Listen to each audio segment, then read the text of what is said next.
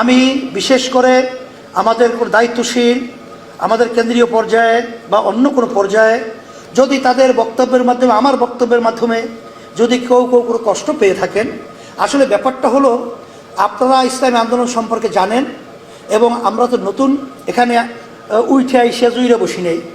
এই কাজ করতে গেলে মাঠে ময়দানে কিছু ভুল হতেই পারে, কিছু বক্তব্যের ভিতরে বিতর্ক জন্ম হতেই পারে। এই জন্য বিশেষ করে আমি ক্ষমা প্রার্থী।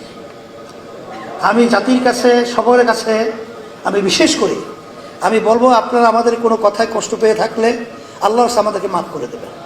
আর সাথে সাথে আপনাদের উদাত্ত আহ্বান জানাচ্ছি, আপনারা আসেন ইসলামের পক্ষে, দেশ গড়ার পক্ষে, মানবতার পক্ষে আমরা বিচ্ছিন্ন না থেকে আমরা সবাই একত্রিত হয়ে কাঁধে কাঁধ মিলিয়ে সুন্দর দেশ, কল্যাণকর রাষ্ট্র, ইসলামের পক্ষে আমরা একটা পরিবেশ তৈরি করতে পারি। আল্লাহ তৌফিক আমাদেরকে দান করুন।